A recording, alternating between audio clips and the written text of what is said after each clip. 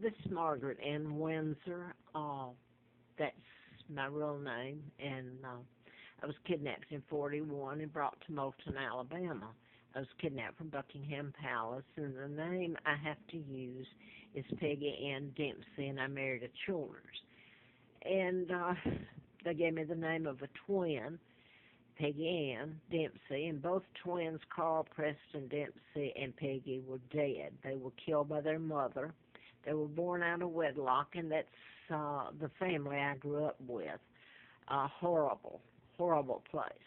But I wrote about mind control in '76 to '80, and I had antifreeze put in me April Fool Day of '80.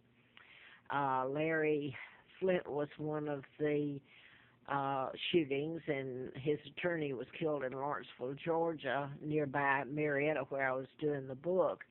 And he was programmed, the person that shot Flint, Mark David Chapman. I can go on and on into, because certain murders, mind control murders, were done in patterns. So you would hope that at some point the agency doing it would tell it, because everybody's afraid of the agency, or they don't. It's a weird thing.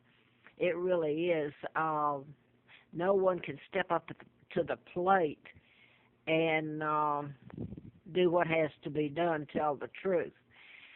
I wanted to mention this one, Natalie Wood, and her role that she also played in the timing in Brainstorm, and what went on in Brainstorm. It was, I'd have to go back and look now, it's been so long, but I took all this to the media to over and over when it happened. But that case is still open. The sheriff out there, Leroy, and I've forgotten his last name, still has that open unless it's been closed in the last few years. But it's what was in the movie Brainstorm with Christopher Walken and the name Christopher. So they're taking, you have to have a database for it to really put it together, but you don't have to have a database to know that these are mind control murders. And Clive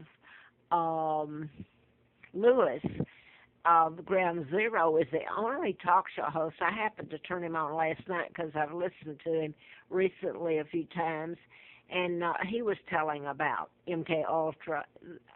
They are a part of this, but they're not the ones that's actually doing what I'm talking about, the murders. Now, where was I? I did want to mention Clive Lewis, because he's one of the few that's telling about it. Art Bell was really good, and he had some repercussions, things done to him. And now Coast to Coast tells some, but nobody's going to go back to me. And I was the one telling about, from way back, not just Mark David Chapman shooting John Lennon, but this goes way back. They can make deaths appear of natural cause, suicides, cancer, you name it. Excuse me. Now then, I wanted to say some other things. I did want to say this, and this is, I'm probably going to have to get out of town, I'm sure, because where I'm living now, I'm made to move. My environment is such, it's controlled. It's hard to even tell it. I'm allergic to chemicals, and I've put this on other videos and backup on the other videos. And my immune system attacks itself with mass inflammation, and over years it tears down every organ in your body, literally destroys it, plus psychological pain and suffering that goes on with it. And the fact that I can't go anywhere and have it stopped. If I get an attorney, suddenly they leave town, and I never hear from them again. I can't go to the cops because law enforcement is in on this whole thing. So you know how, if you don't care to read between the lines, how they, and you just see this video, how it makes me sound, or how people want to make me it to sound. I'll refer back to an FBI agent because I had a letter from them in '79. I thought it was because of the book, and now I know it's because of my kidnapping. But it said national security involved, ongoing investigation. So I want to quote an FBI agent up in Grottoes, Virginia, who I remembered later as having been in a photo at Brown Engineering in Huntsville with my husband, and I was there too. But I remember that photo, and he's up in Grottoes in '84, '85. He's retired, and his last name's Noe, Agent Noe, and his words to me were, when he came into the store where I had a Larry Flint car parked there, didn't have gas to run it. I was there working at a Exxon station and convenience store to have a place to live.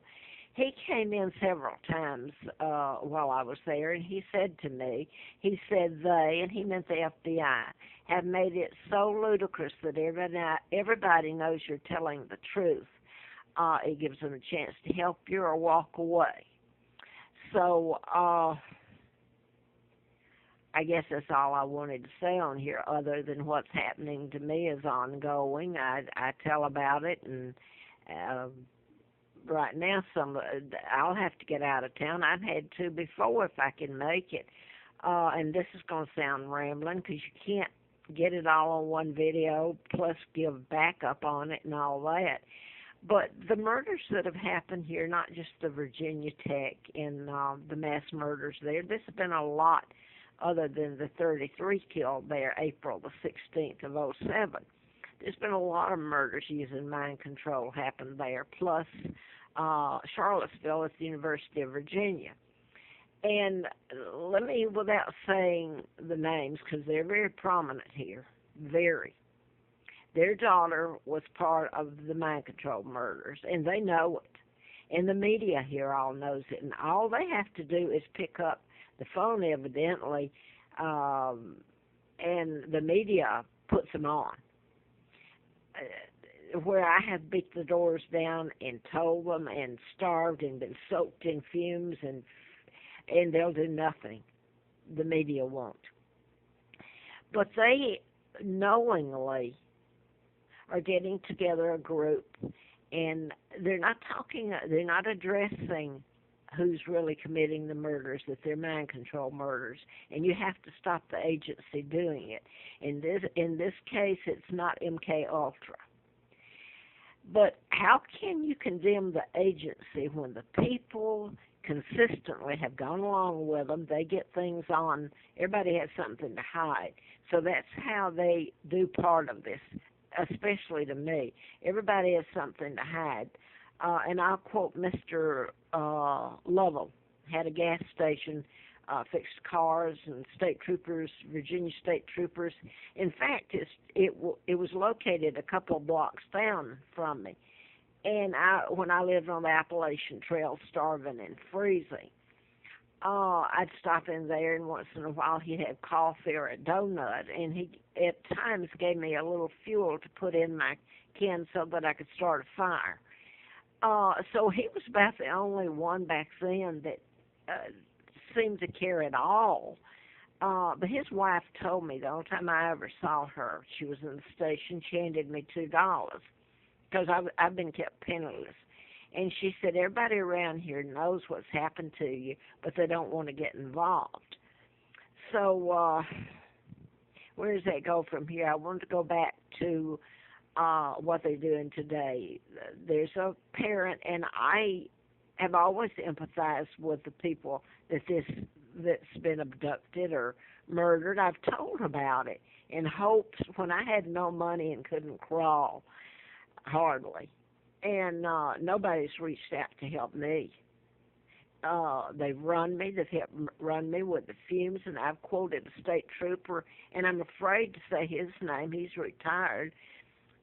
Carl Barton, his wife told me when she brought me to Affordable Inns after gas had been poured in the middle of the night on my tent, and they were hosts there up on Roanoke Mountain at the National Park Service, and I'd paid to stay there. I've always paid since I was allowed to have any money on me.